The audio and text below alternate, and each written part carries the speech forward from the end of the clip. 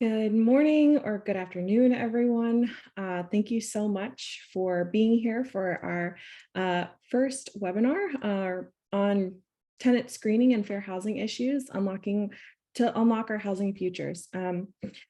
I'd like to take a moment to introduce some of my other colleagues on this panel. But first, my name is Jasmine Rangel. I'm a senior associate here on the housing team, but I'd love to pass it on to Rashida Phillips to introduce themselves.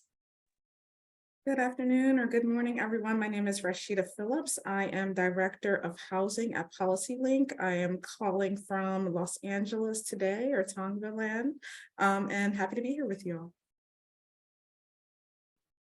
And then I'd love to welcome Natasha Duarte to introduce herself and Upturn.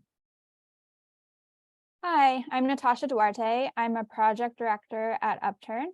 We're a nonprofit and we do research to understand technology's impacts on racial and economic justice, including how technology mitigates people's access to basic needs like housing and income. And then we advocate for broader structural change that goes beyond just changing the technology.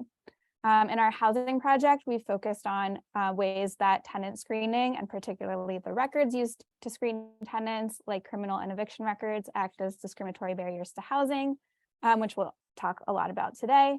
And my pronouns are she, her, and I will pass it to my colleague, Mariah.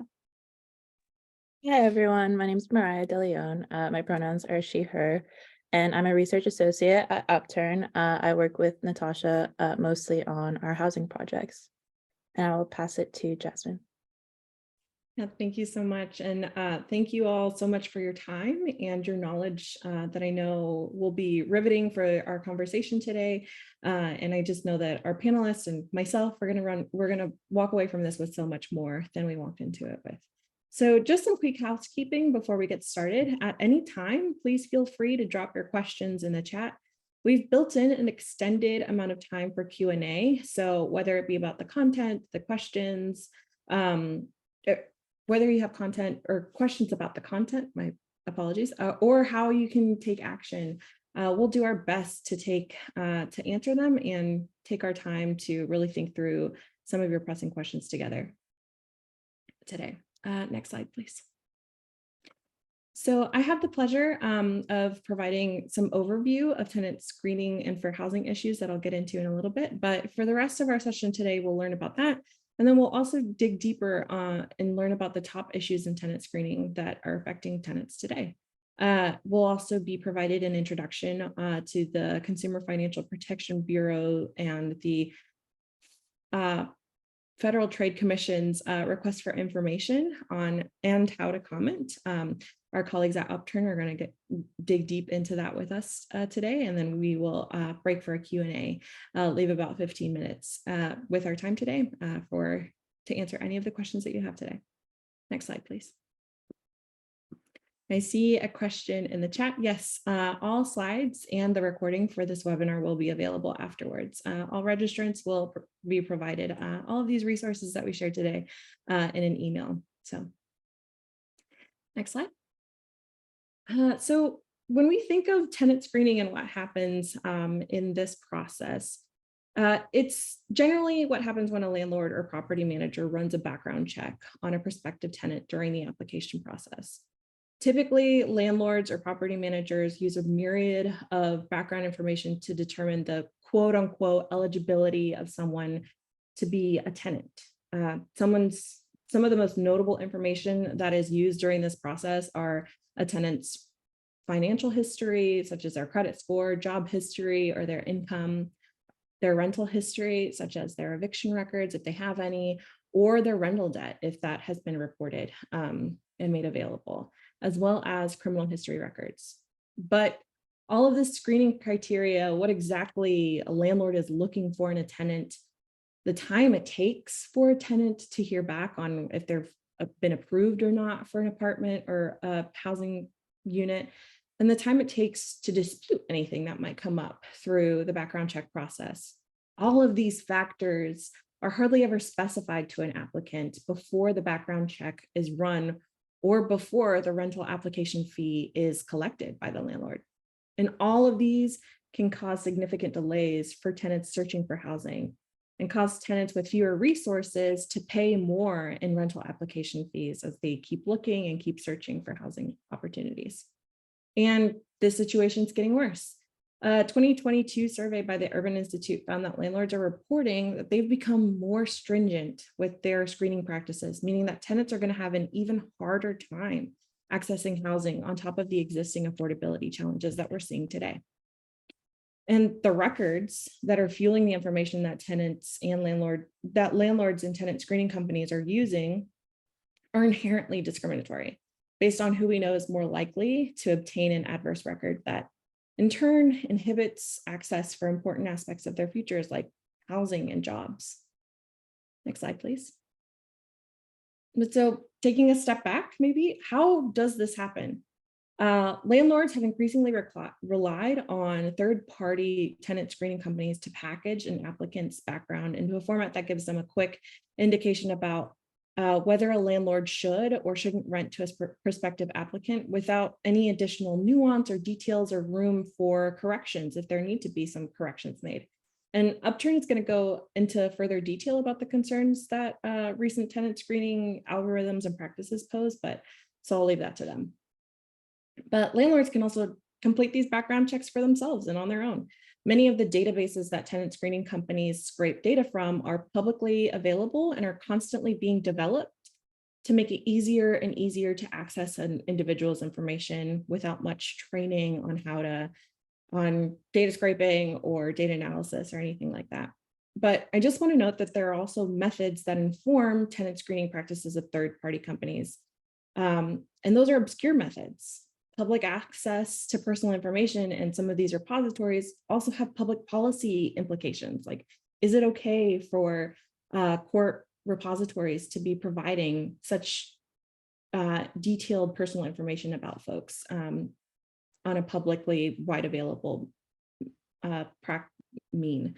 But these avenues for screening are also riddled with inaccuracies. I just want to stop there for a moment. This data that tenant screening companies are providing landlords are riddled with inaccuracies.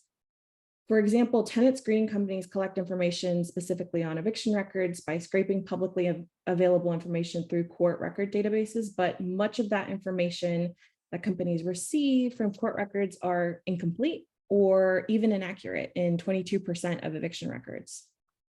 And there are limitations on how much a landlord or tenant screening company may have, or how landlords inform tenants about housing decisions through existing regulations.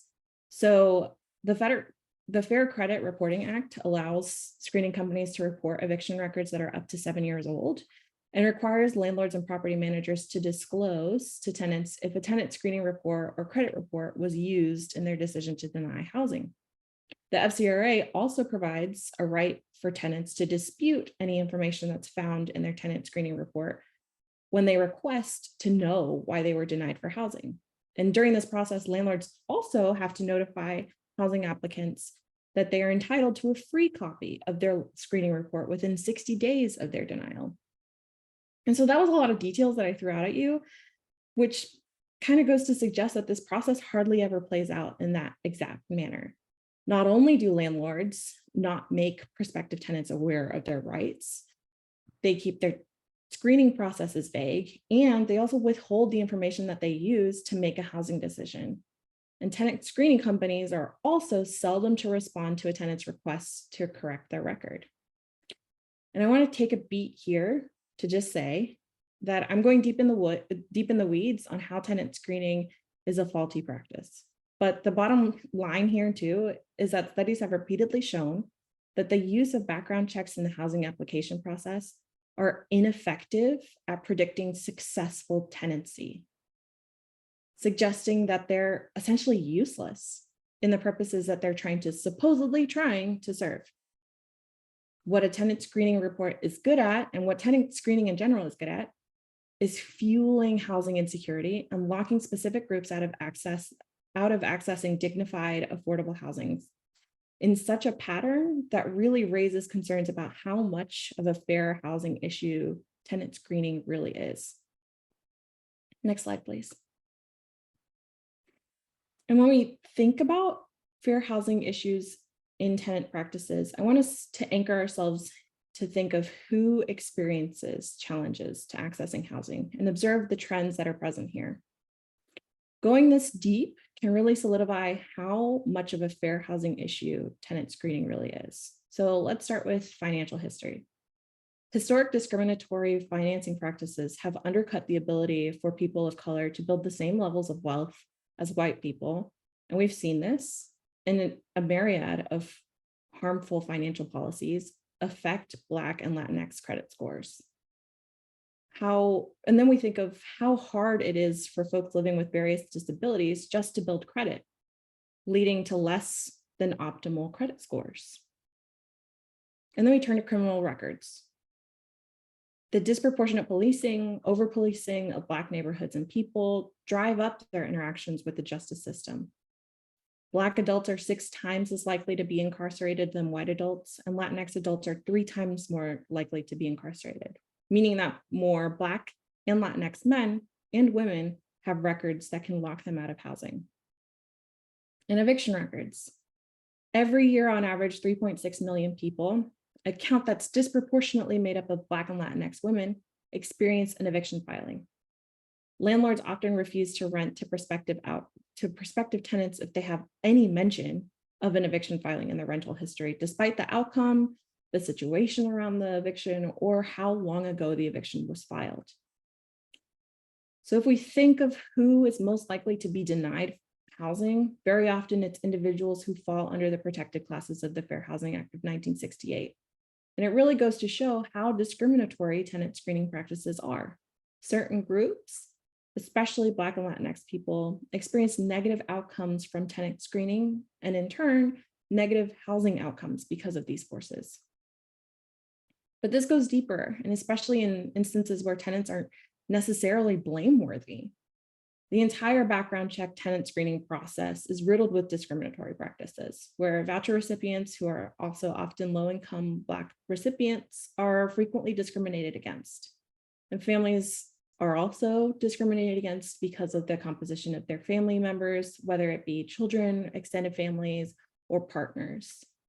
Or sometimes landlords send their names through tenant screening companies, and often Black and Latinx individuals are affected disproportionately by these bad name matching algorithms because so many individuals of these groups share the same last names, leading to a possible mismatch of a background check to the actual person a landlord is screening. Next slide, please.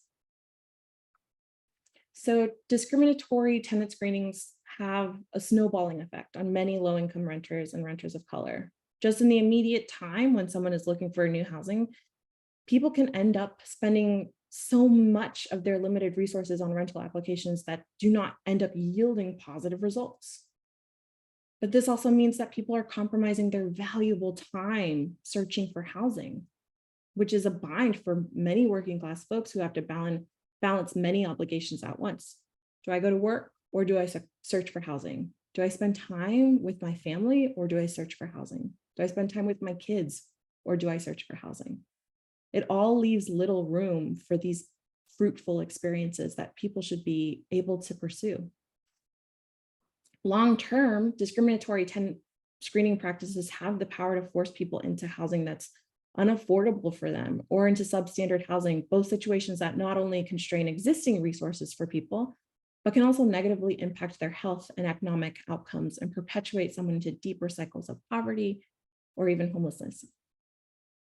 Specifically, what we know from research, at least, and we know that outcomes are just not favorable for people with eviction or criminal history records. Tenants can recover from the illness, job loss, or family death that may have led them to experience an eviction filing, but the record will follow them for years and even decades, trapping them into substandard housing or preventing access to better job opportunities that require them to relocate or maybe even leave their communities and their families behind.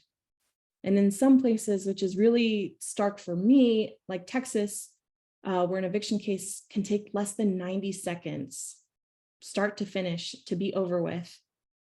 And that record ends up following you for the rest of someone's life is just wholly unjust.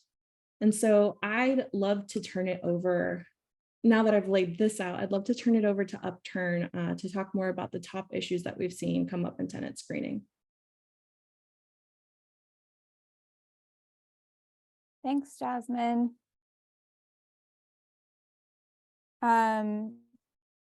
Is this, I think we might need to go to the next slide. Yeah. Okay, so I'm going to be covering some of the technologies that are used in tenant screening, but the important thing to remember is that none of this is really new, even if it seems fancy or complicated. Tenant screening technologies are really just different ways to use criminal, credit, and eviction histories in particular to screen people out of housing. So the important thing to remember really is what Jasmine told us about why all of those histories are discriminatory, and using them to screen tenants perpetuates housing insecurity and discrimination. Next slide, please. So one of the key sort of technologies involved in tenant screening is often known as matching. So when you fill out an application for a rental housing unit, you provide some personal information like your name and maybe previous addresses. And then landlords often pay for a tenant screening service that takes that personal information and uses it to search through databases of records, including court records like eviction and criminal records. Also, there's private databases that they pay for access to. They have credit history information. And what they try to do is use a computer algorithm that tries to match that information in the database, like a criminal record, with the personal information that you provided. At least some of the time, this process is fully automated, meaning that a computer does the matching, and if it thinks that something is a match with your name, your address, whatever information, it automatically includes that record in a tenant screening report. An obvious problem with this is that lots of people have the same name, lots of people have lived at the same address, so you can see how this quickly leads to a lot of errors.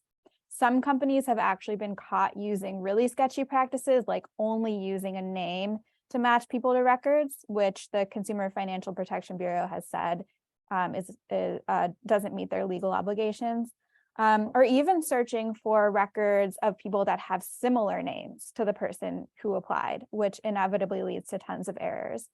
And there's research that suggests that these errors can disproportionately harm people of color because census data shows, compared to white people in the US, people of color tend to share a smaller set of common last names. The automated matching process can also lead to tenant screening reports, including sealed records, outdated records, eviction and criminal records that don't show the outcome of the case, so don't show the fact that they were dismissed, for example. Next slide, please. And then tenant screening companies often, once they've created these reports, they often design them to encourage landlords to rely on the conclusions or findings in the report.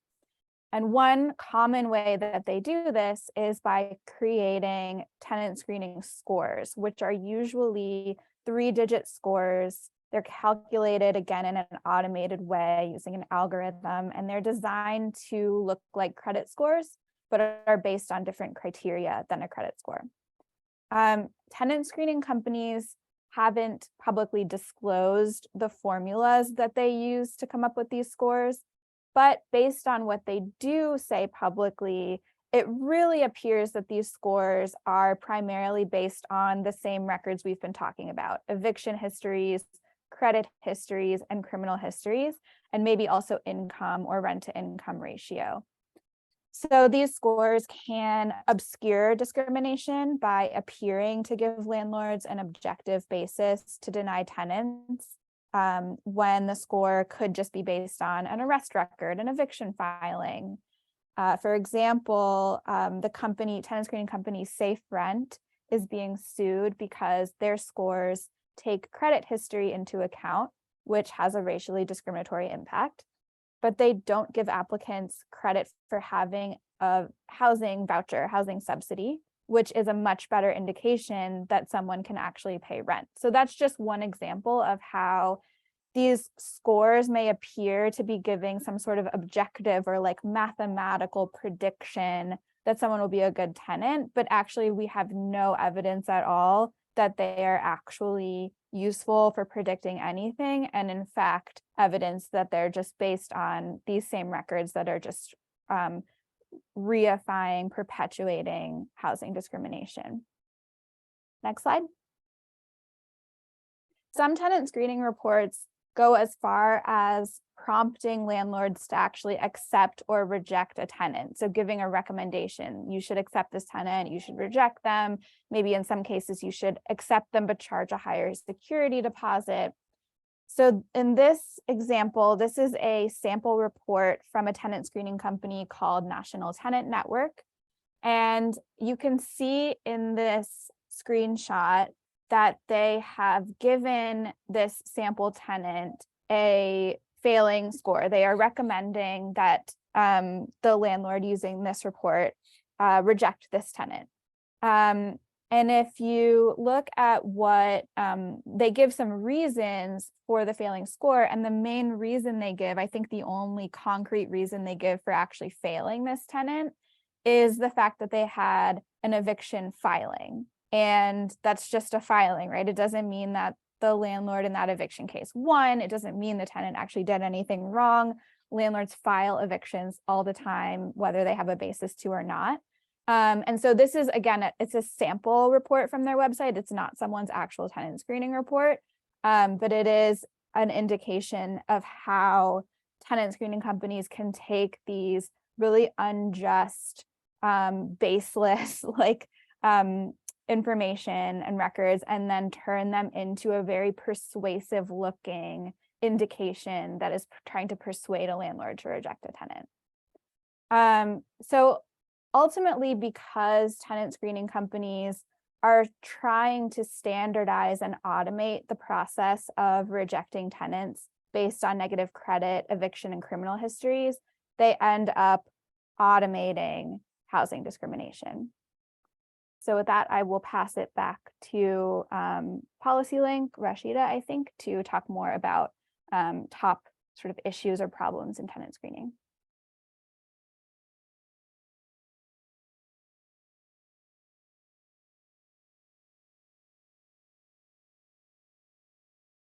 Okay, so yeah, I'm going to talk about some tenant screening and fair housing issues in particular.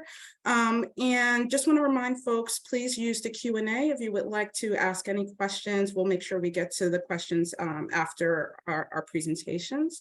So first, I just want to start off by highlighting some of the issues that we see, particularly with public housing and housing choice voucher tenants and some of the screening issues that people who are living or trying to access public and housing using a voucher encounter. So for public housing tenants in particular, there's the issue of the screening criteria that's used by housing authorities as well as for voucher tenants, right? There are some baseline criteria. So for example, for the voucher program, a household's income has to be at or below 50% of the area median income. Household members have to be United States citizens or non-citizens with eligible immigration status. But beyond that, right, beyond just some of those baseline criteria, federal regulations permit public housing agencies to impose more rigid screening criteria on applicants if they choose to. That goes for both the voucher program, right? Getting a tenant accessing the voucher program to get a voucher in the first place. This is before they even go, to the landlord, to a prospective landlord to apply for housing, right? They have to be qualified to get the voucher in the first place, right?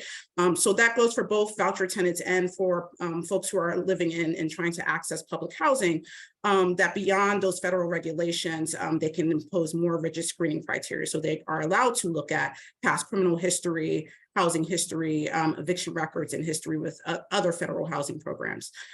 For tenants who utilize vouchers, in addition to the tenant screening process that they have to go through, as tenants, We also see that source of income discrimination interacts with the tenant screening process. And it's really important to uplift that, because although source of income discrimination can happen at other points during the process of being a tenant, right? It can happen on the back end as well. It often happens at the point of tenant screening, where a tenant is revealing their source of income or explaining to a landlord that they have to complete paperwork that will allow them to utilize their voucher. So even when there are source of income laws, source of income discrimination laws, the ability to enforce that law at the point of the interaction is a challenge. And so we see source of income discrimination interacting with the tenant screening process. And I actually have a picture up there that shows a tenant screening report that actually lists the voucher income as a part of their tenant screening report. So in this kind of situation, it's unknown whether or not that tenant screening report, right, is scoring or utilizing that information to somehow score that applicant, right? And the applicant did get rejected from that particular housing. So these are the sorts of issues that we see when it comes to tenants who are utilizing subsidized housing resources. In addition, right, we see that the PHAs, and particularly in Philadelphia, where I'm from, the Philadelphia Housing Authority files the most evictions of any landlord in the city and rivals landlords in the state. And so PHAs have, again, more leeway for evictions.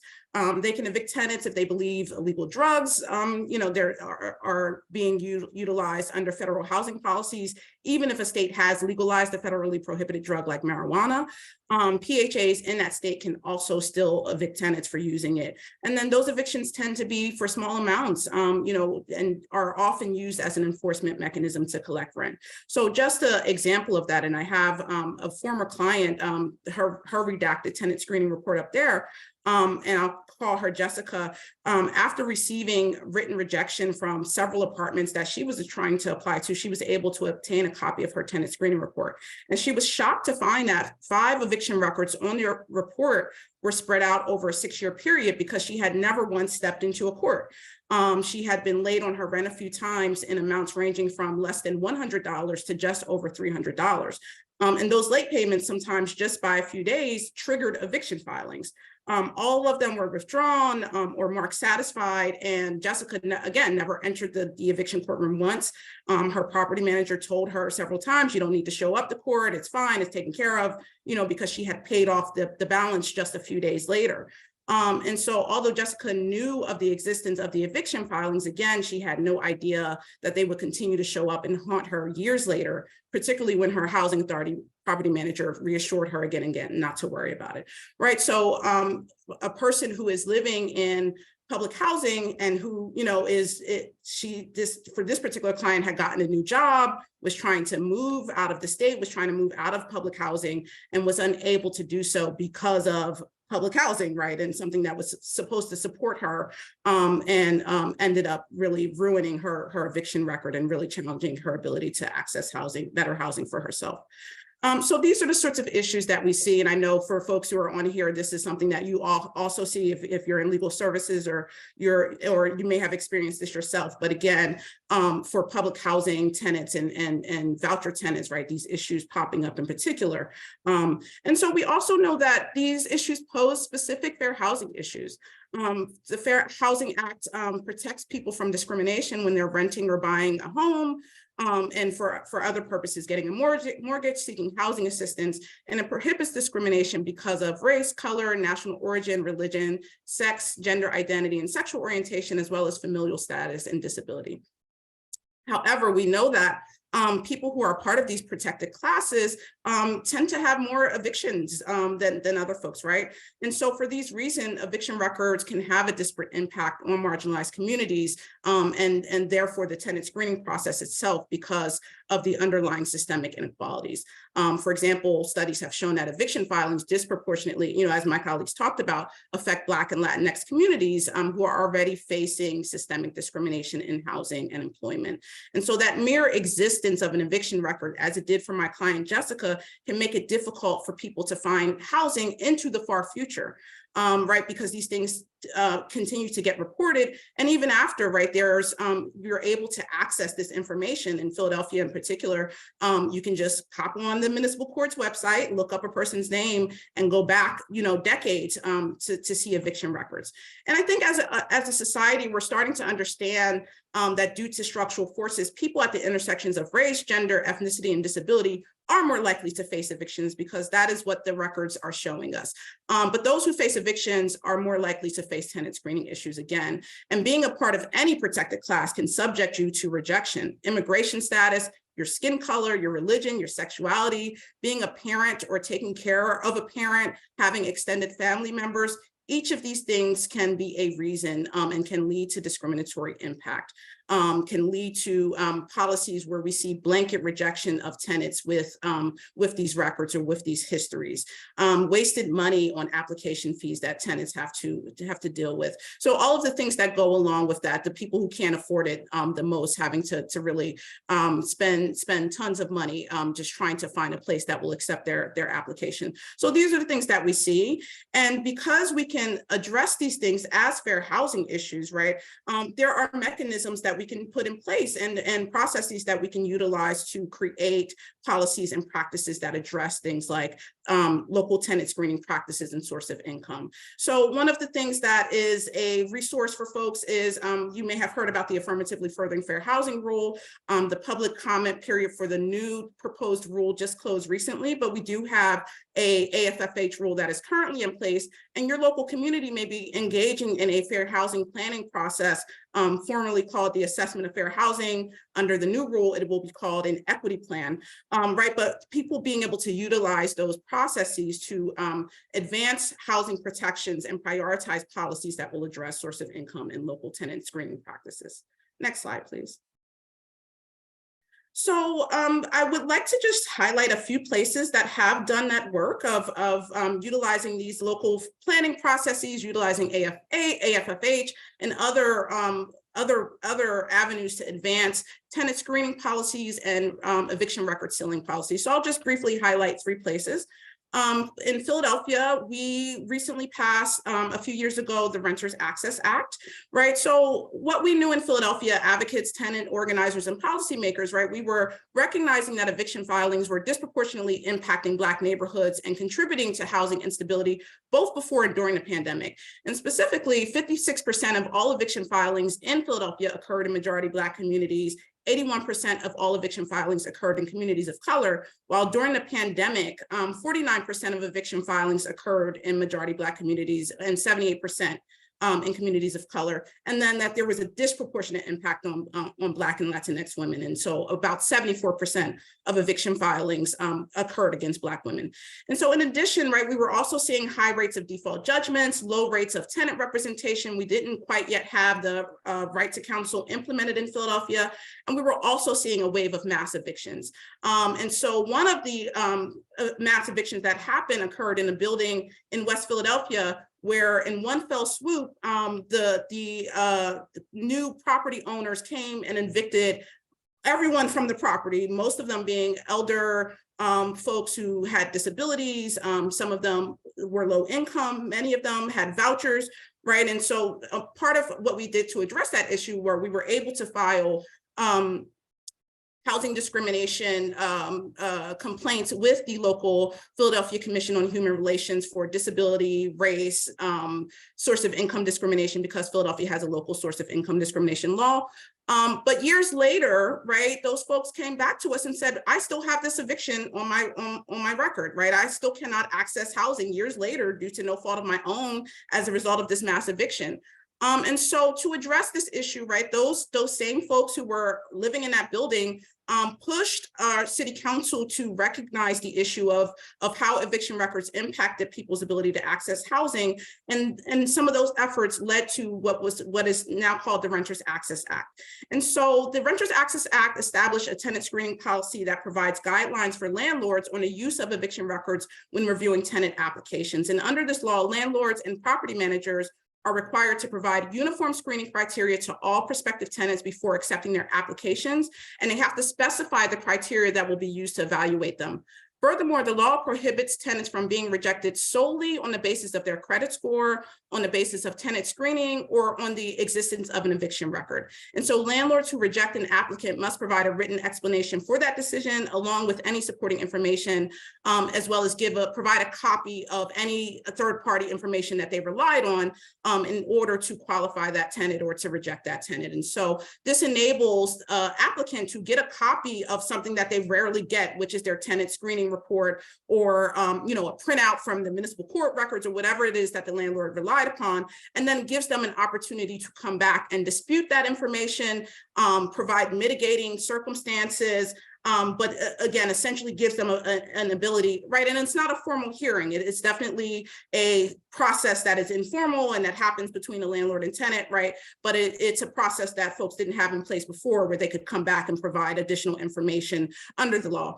And so the law is enforced by two ways, right? There's a part of the law that has a private right of action that enables a tenant to sue if they believe that they've been discriminated against, or a landlord has relied upon information that they should not have relied upon, like eviction records that are older than 4 years and hasn't done a holistic review of their application, right? So there's a private right of action. And then there's a part of the law that is enforced by the local fair housing, the local Commission on Human Relations, which enforces the Fair Housing Act locally, and source of income discrimination and other local laws, fair housing laws.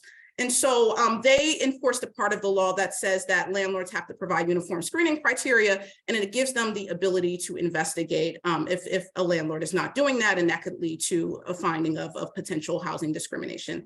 Like all things, right, this law is difficult to enforce. It is really challenging for a tenant who is in the midst of this process to stop everything and say, look, I'm gonna do a private right of action, or I'm gonna sue this landlord for not giving me this, right? It doesn't necessarily give them the unit if they believe that it's happening. And even in the midst of the process, despite the protections, right, despite the fact that you can come back and you can dispute your record, right?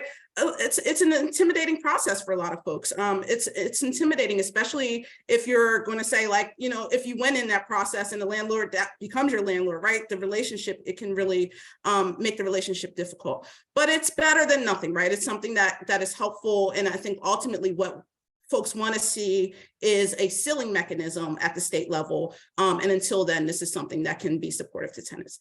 The other two that I'll highlight, I won't go into these too much because we have the experts here who worked on this law, but Washington, D.C. has the Eviction Record Ceiling Authority and Fairness in Renting Amendment Act of 2022.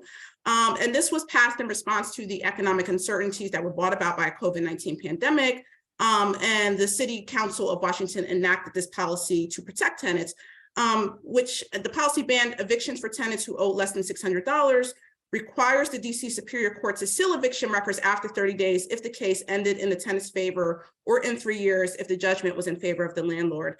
And it also, in building upon the success of this policy, the DC City Council passed the Eviction Record Ceiling Authority and Fairness in Renting Amendment Act of 2022, which further strengthened the tenant protections under this policy. Notably, also, the policy prohibits landlords from considering previous eviction records when evaluating a prospective tenant's application for housing. And if there's anything important that I should add to that, Natasha, please let me know. The last one that I'll highlight is California's AB 2819.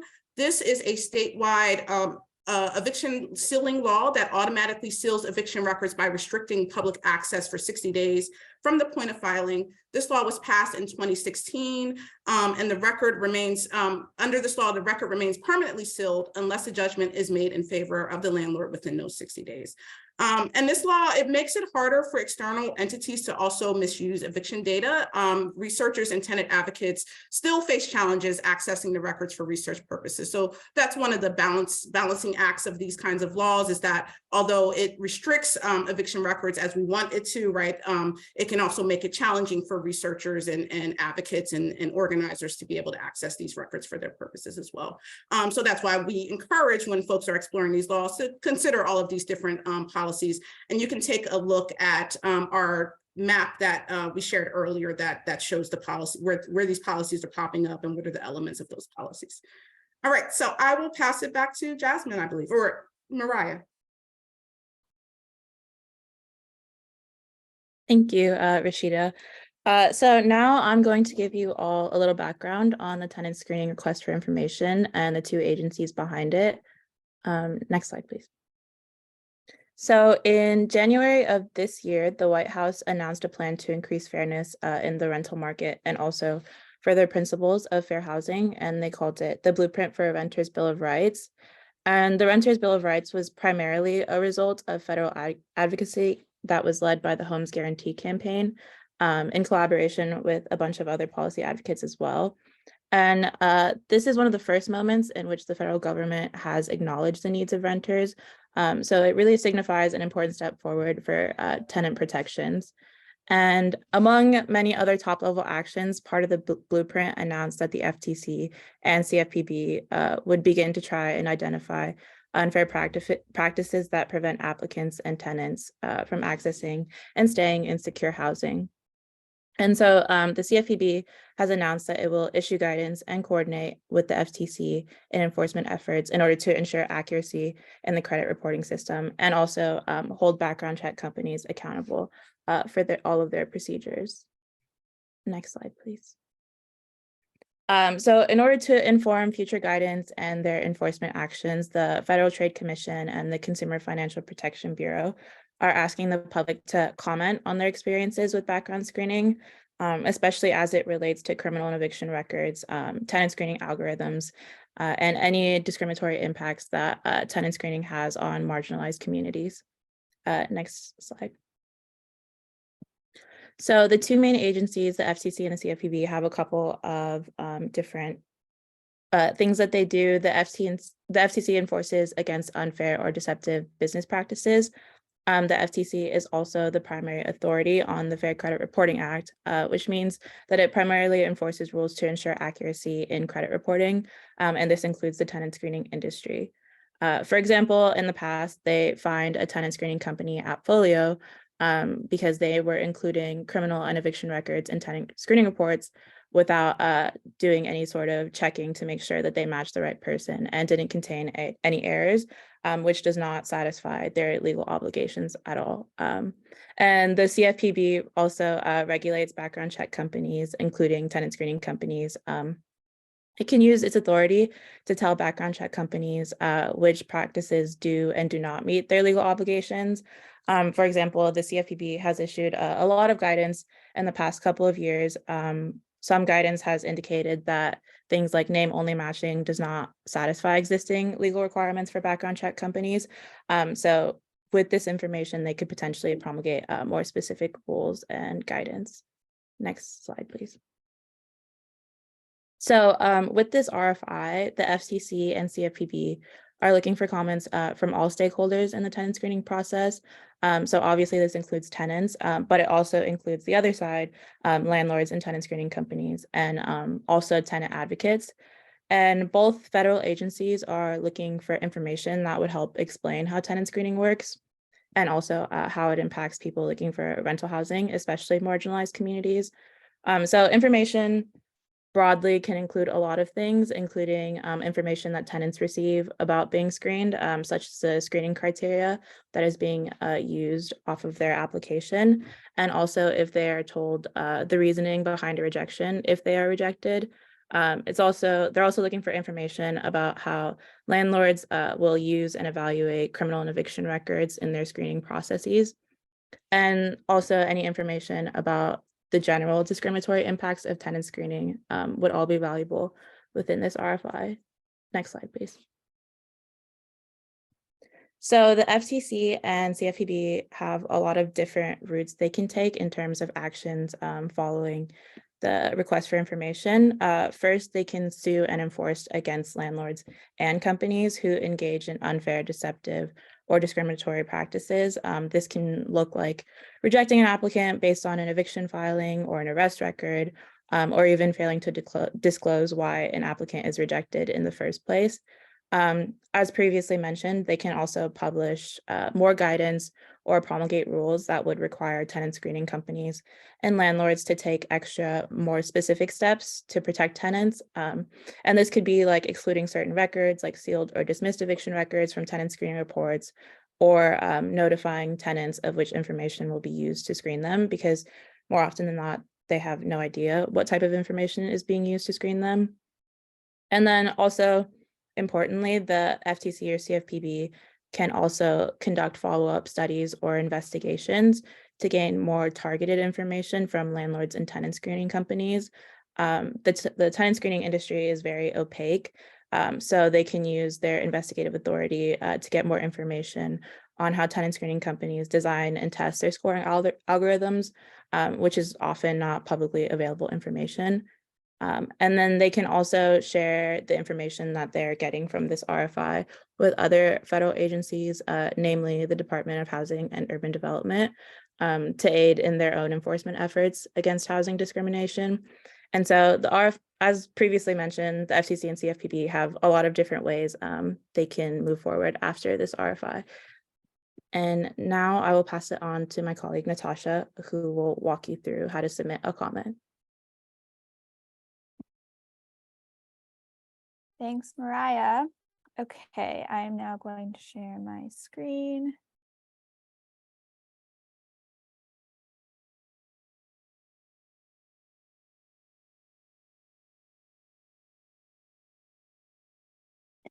Okay, so we have created this website along with, so it's Upturn Policy Link and a third organization, People's Tech Project, to hopefully make it easier for people, especially people impacted directly by tenant screening, to submit a comment in response to this request for information from the government. So what this website does is walk through some of the basic information about what this RFI is and basically the information that Mariah provided. So like, what will these agencies do with this information? You know, the answer being that they will use it to inform policies and enforcement. And then it provides some hopefully useful examples of the types of information that particularly tenants, people who have been impacted by tenant screening, searching for housing, may be best positioned to answer. So things like if you applied for a rental unit and you were denied or charged more money to live there, what did the landlord tell you about why you were denied? Or you know, what information did the landlord provide upfront about the criteria they would use to screen you? And have you ever been denied for a rental unit because of something in your background, like a criminal record? You know, share some information about what happened, what they told you. At the bottom, there's some information about, you know, who we are and why we made this website. And then on the side here is a form where you can submit your comment. And this form will send your comment directly to the federal government comment website. So it has the same impact as if you went to regulations.gov to this particular request for information and submitted your comment there. It goes directly to, it all goes to the same place. This is just a little bit easier way, I think, to sort of learn about this and write and submit your comment in the same place. So you will just fill out this form. You can write your comment in here. You can also attach a file. When you write a comment, it does not have to take any particular form. It doesn't have to be formal or written in a particular way. You can just sort of tell your story of how you've been impacted by tenant screening. Or if you're an organization or direct service provider, you know, share the information you have about tenant screening and fair housing. And if you've already written something that you want to add to the record, or you just prefer to write your comment in a separate document, you can just attach it as a file. And here you have to write something, but you can just write like, see the attached file, and the agency will have to consider that as well. And this is a public comment process. So what you write will be publicly available. So you want to just be careful and it's helpful to tell your story and how you've experienced tenant screening, but just leave out the personal details like your exact address. Like, please don't put your social security number in here. You can leave out your name if you want to. And you can submit a comment under your name, but you can also submit a comment anonymously. So you do not have to provide your name along with this comment. So it won't be, if you file it anonymously, it will not be displayed with your name. And that is all also explained here. So you just submit your comment by May 30th. And yeah, so that's stoptenantscreening.org, which is now in the chat.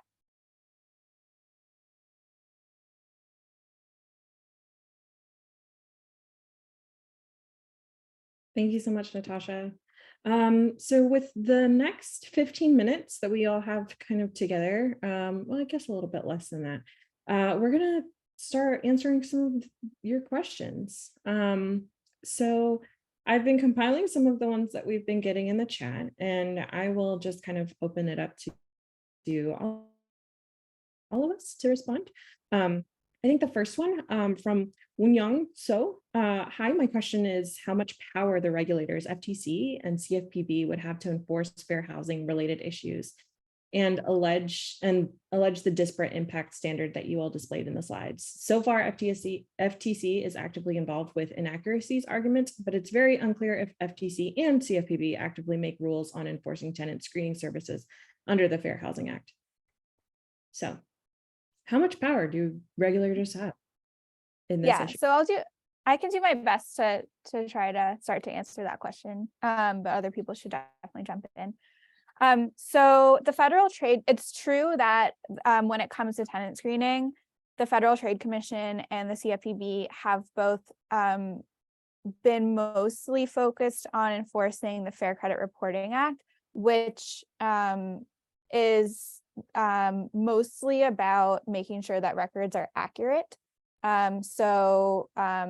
But that accuracy, for one thing, can be broader than just literally, does the record have an error in it? So it's, the CFPB has indicated that it considers it to be not to meet accuracy standards necessarily if you are including sealed records in a tenant screening report.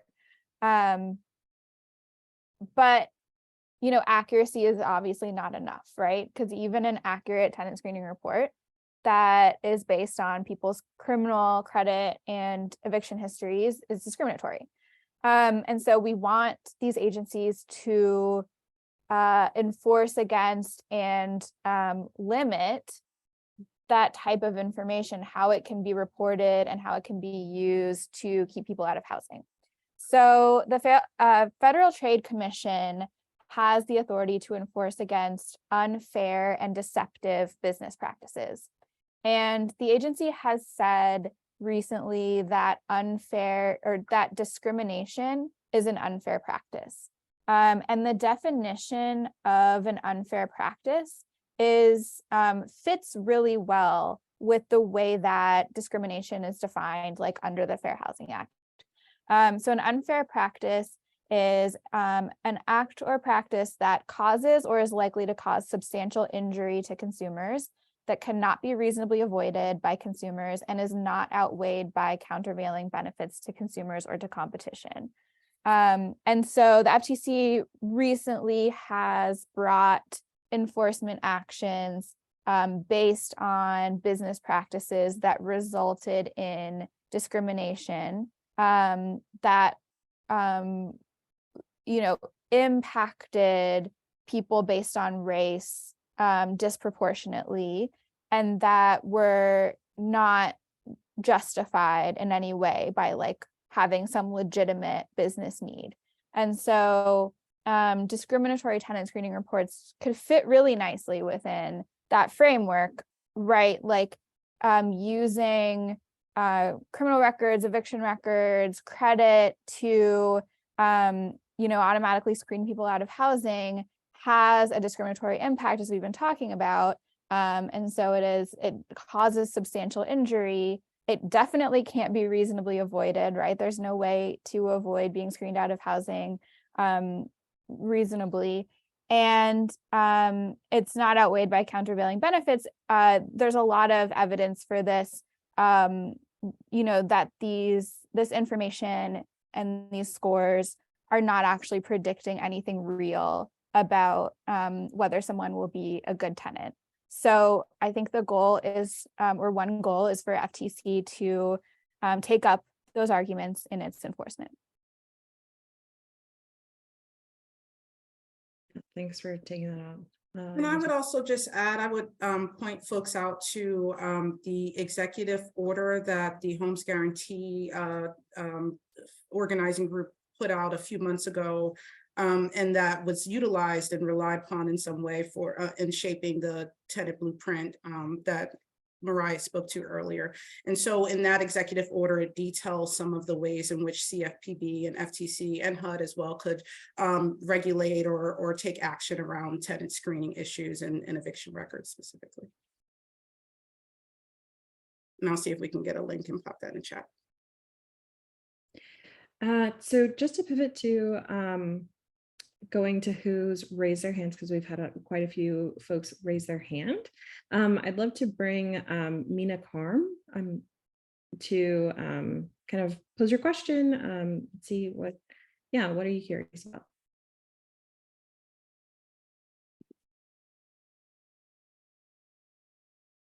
There were actually some written Q&A that we might want to answer. Yeah. Okay.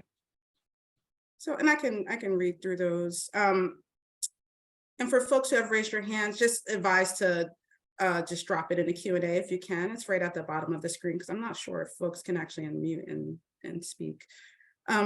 So in the Q&A, Rashid Shabazz asked, what are the best practices related to political education, related to housing policy and law for impacted residents? That's a great question. I think in some ways it depends on where you are. There may be a local organizing community, a local tenants union, the DSA organizes often around tenant issues. If you have a local DSA chapter, as well as if there's not like a local tenant union, because in Philadelphia for a while we had a bit of a gap in terms of a tenant union that was organizing across the city until the Philadelphia Tenants Union formulated in around 2015, 2016. I would also say if you don't have that in your local area, there may be like a solidarities economy, folks organizing around economic issues, other issues, just thinking about the places where tenant issues intersect with other issues and connecting with those communities around pushing and advancing some housing justice issues. So that's what I would suggest. I would also point folks to organizations like Right to the City, which is a national body that supports and organizes folks around the country, and they have membership organizations in different places. So if you're unsure, or if you're like thinking about you want to start up something on your own, right, there's resources out there and folks out there nationally who can support some of these efforts. So I would point the folks out to that as well. And if any of my co-panelists have some suggestions as well, please feel free to weigh in.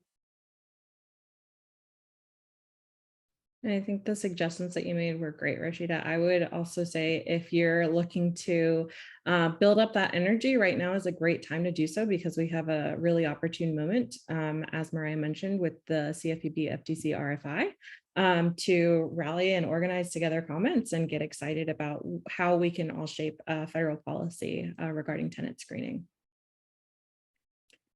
Yeah, so I think the next question, if it's all right with you all, we're going to go to this question from an anonymous attendee on rental debt and on our alleged rental debts prior to landlords, something that our organizations are focusing on, are tracking in our research on tenant screening issues. This is something that anonymous attendee noted that it's one of the biggest tenant screening issues that they're dealing with in their jurisdiction. They're experiencing or are seeing automatic denials based on an alleged balance to a prior landlord that's being reported on an applicant's credit report.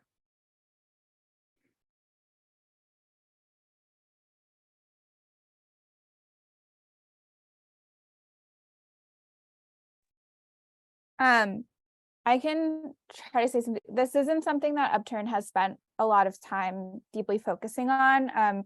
National Consumer Law Center and National Housing Law Project are two organizations that have a lot more expertise on this than I do.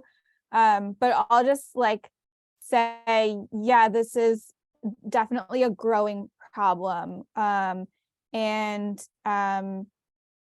You know, there are companies and some of the credit bureaus have advocated for more reporting of like rent payments on credit reports, arguing that it actually helps people who don't have much of a credit history to be able to qualify for loans, but it's doing a lot of harm, obviously, especially when negative rental payment information gets reported, and then it gets used on tenant screening reports, and landlords use it to screen people out of housing.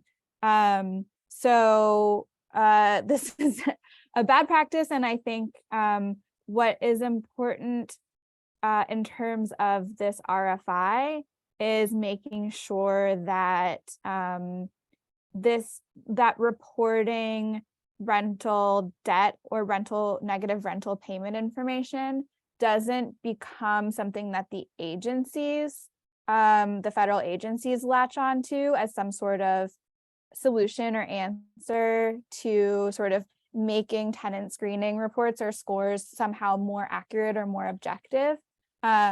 Because like there's lots of reasons that this is bad, as this commenter mentioned. It doesn't necessarily reflect the fact that someone, or whether someone paid their rent or how they paid their rent. It can be, you know, up to how landlords report things. So I think it's important that we talk about this in the RFI, that people, especially with more expertise on this, talk about this in the RFI, and make sure that the agencies don't see this as a way to somehow make tenant screening reports better, because it only, I think, makes them worse. Yeah. So there's quite a few questions in the chat about what are some legal recourses that folks may have. Should folks start filing complaints to a local body? There are quite a few avenues that folks can take in terms of if you think that something is happening, you know, either a fair housing violation or something like that happening with tenant screening process in your area. Some of it depends on what's available to you locally. So again, like in Philadelphia, we have a Commission on Human Relations that accepts housing complaints that are about fair housing. You may have a local body, you may have a state body that serves that same function. Like a state human relations commission that accepts some complaints if you believe that you've been discriminated on the basis of a protected class characteristic. So there may be a state or local body. You can also report some of these issues to the CFPB as well.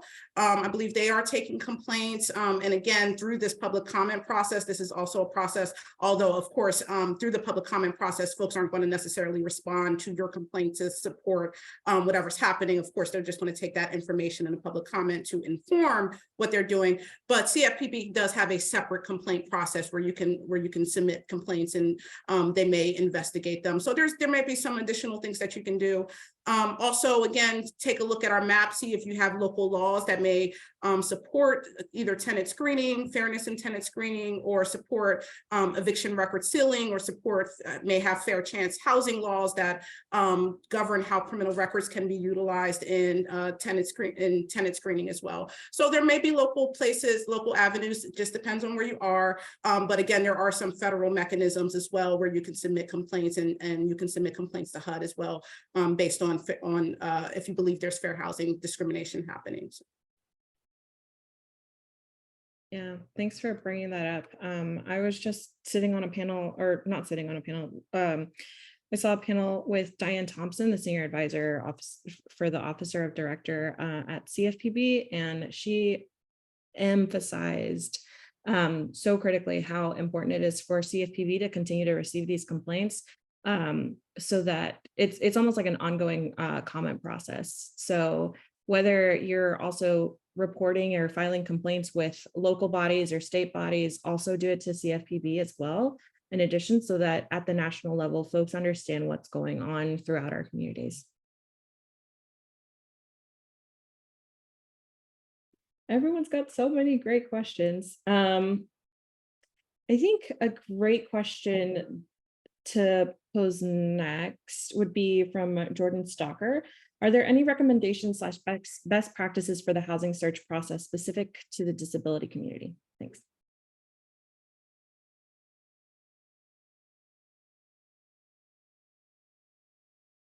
Yeah, I don't have any specific best practices, but what I would say is connecting again with a local fair housing organization around these issues and practices, I think would be best.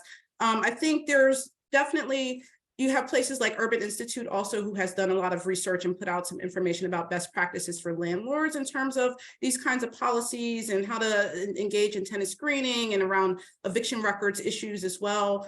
So I would say look to that. I would say look to if you have a local fair housing organization or if you have a state fair housing organization to ensure that you're connecting with folks about specific best practices.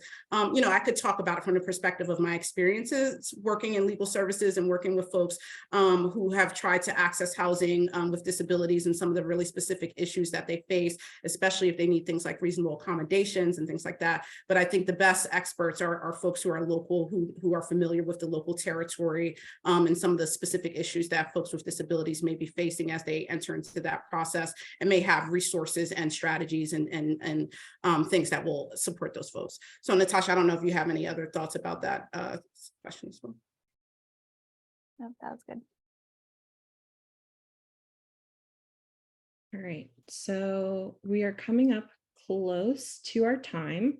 And I just want to be respectful of our panel's time and you all's time, all of our participants. Do we want to do one more question or?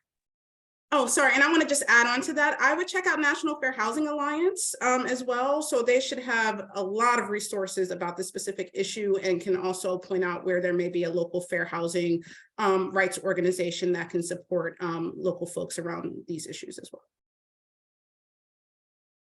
Yeah, great for that addition. And if anyone has any additional questions or concerns, or you'd love to continue this conversation, please reach out to us at PolicyLink or if possible at Upturn if there are specific things that you'd like to continue the conversation about. But until then, thank you all so much for your time. We're really hopeful that this comment opportunity is really going to help all of us elevate all of the issues that are happening around tenant screening and really driving in how critical tenant screening issues are inextricably tied to fair housing issues. So it sounds like everyone has a lot of experiences that they share and how tenant screening is just very unique in their own communities. And so we highly encourage you and empower you to tell your story and continue to tell your story. The deadline for submitting a comment to the CFPB FTC RFI is May 30th. So we have a little over 3 weeks to submit your comment. And you can do that through the Federal Register or directly, directly to the Federal Register or through the comment portal that was created. This one should be the right link. Sorry for earlier, but also continue to spread the word and tell others to share their story. We'll be providing all of the resources that were shared today in the chat, as well as the slides and a link to the recording of this webinar in our follow-up information, which will be available online as well. But also we encourage you to continue to learn more about eviction record sealing and tenant screening protections and look where the maps or where these policies are taking off across the country. And until then, we would love for you all to take our post-webinar survey. It should take you less than 5 minutes, maybe even just 2 or 3, but it's just a really quick way to let us know how we did today and how we can continue to improve the content that we deliver. So yeah, until next time, thank you all so much for your time and for your listening ears and for your engaging questions, very critical questions. We look forward to continuing this conversation in the future. Great. We're going to have a great day. Thank Thanks, you. everyone. Bye. Bye.